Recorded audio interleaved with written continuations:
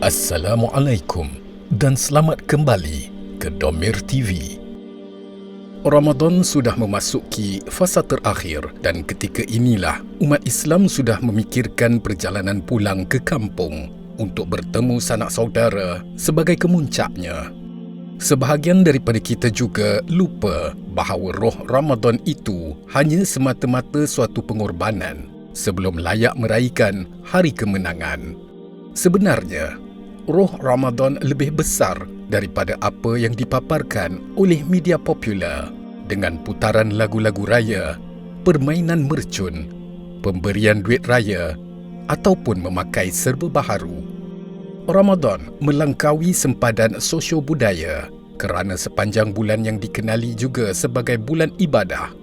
Apabila seseorang mendekatkan diri dengan Allah Subhanahu Wa Taala bagi memperoleh rahmatnya, ia kerana setiap muslimin percaya, tanpa bantuan dan restunya, tiada kemeriahan, kebahagiaan dan ketenangan dalam hidup.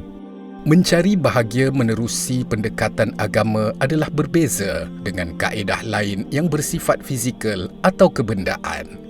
Ada orang memandang kebahagiaan itu sebagai pemenuhan sumber fizikal yang boleh menghasilkan lebih banyak wang, manakala mereka yang memahami kebahagiaan dalam konteks agama adalah memperoleh keberkatan dan ketenangan hasil pengabdian dirinya kepada Allah Subhanahu wa Taala. Sepanjang Ramadan, terutamanya pada hari-hari terakhirnya, terdapat satu malam yang amat dinantikan oleh umat Islam yang melihat kebahagiaan itu pada tahap kepuasan spiritual. Malam itu dikenali sebagai Lailatul Qadar dan pada malam tersebut bagi setiap orang membawa keberkatan di mana nilai kebahagiaan yang terpancar darinya melebihi ganjaran 1000 bulan. Secara harfiah, kata Lailat bererti malam, sedangkan Qadar bermaksud kemuliaan atau kurniaan, iaitu ketetapan dan ukuran yang pasti. Hakikatnya, Lailatul Qadar itu sebenarnya melambangkan satu pencapaian rohani yang tidak difahami mereka yang rohaninya bermasalah. Di dalam surah Al-Qadar ayat 3, Allah Subhanahu wa Taala berfirman yang bermaksud, malam Lailatul Qadar lebih baik daripada 1000 bulan. Nilai gandaan kerahmatan itu membayangkan bahawa tiada ukuran yang pernah dicipta oleh manusia boleh menandinginya, termasuk usaha para ilmuwan barat dalam melengkapkan katalog indeks kebahagiaan sejagat. Pengalaman individu mencari malam itu merupakan pengalaman batin yang seterusnya mempengaruhi jalur kehidupan individu itu kerana pencarian tersebut dilakukan dalam satu tahap kemurniaan ibadat dan kesempurnaan ritual serta penetapan iktikad. Di sisi Allah Subhanahu wa Taala, setiap orang berpeluang meraih kemenangan itu, tetapi tidak semua yang mampu melalui perjalanan spiritual untuk mencapainya. Period 10 malam terakhir itu adalah satu kemuncak tahap kerohanian dan ia perlulah didahului dengan langkah permulaan sejak tibanya Fajar Ramadan. Hampir 15 abad yang lalu, ayat pertama yang memberikan panduan menjalani kehidupan bagi manusia diturunkan menerusi perantaran Nabi Muhammad sallallahu alaihi wasallam.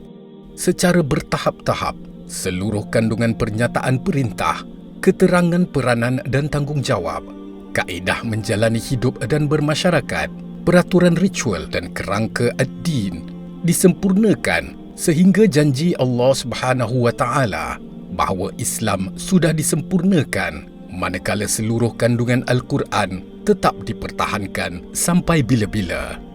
Pengajaran pertama yang dapat disimpulkan adalah walaupun manusia dibekalkan kebolehan berfikir dan kecekapan mengatasi apa sahaja rintangan dalam kehidupannya, manusia masih belum mampu melawan kehendaknya.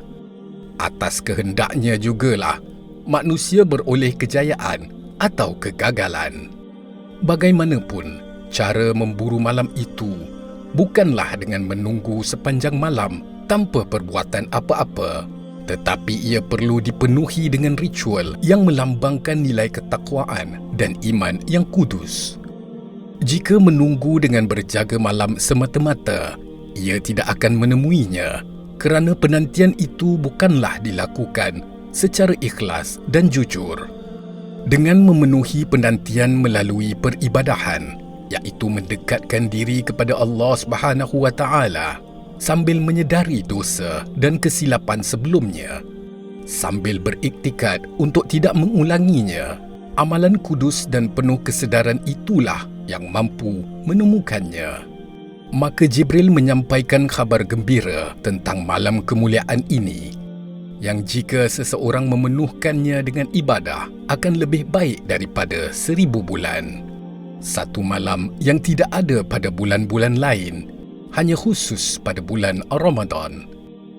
Tentu saja, dalam mencari dan memburu Lailatul Qadar, ada batas etika dan peraturan rohaniyah yang perlu kita patuhi. Janganlah kerana terlalu gairah dalam berburu Lailatul Qadar, kita menghalalkan segala cara dengan mengamalkan praktik keagamaan yang menyimpang dan melanggar batasan-batasan agama. Ada kalanya dalam ritual keagamaan kita memburu 1000 bulan, tercemar dengan amalan-amalan yang tidak diiktiraf oleh nas Al-Quran dan Sunnah, malah terjerumus dengan ajaran sesat yang mengatasi kepercayaan dan ritual Islam.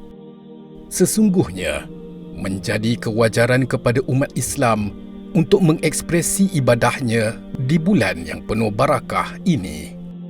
Akan tetapi, perlu diingat bahawa seseorang yang menjalankan ibadah puasa itu mesti mempunyai persediaan zahir dan batin yang kukuh. Jika tidak, ia hanya akan menjadi ritual keagamaan kosong yang tidak mempunyai makna. Kebanyakan kita tidak menyedari bahawa sesungguhnya kita tidak layak mendapatkan anugerah Lailatul Qadar. Ini kerana dalam diri kita sendiri ada berbagai-bagai penyakit spiritual yang akan menjadi tabir dan penghalang kepada kita daripada menerima keberkatan dan kemuliaan Lailatul Qadar. Sebagai satu peristiwa abstrak yang tidak dapat digambarkan secara definitif, Lailatul Qadar menjadi sempadan kepada umat Islam dalam mengukur tingkat kesolehan dan ketaatan manusia terhadap Tuhannya. Bila seseorang itu memperoleh kesedaran spiritual, seluruh sikap dan perspektif yang menentukan prinsip hidupnya akan bertukar.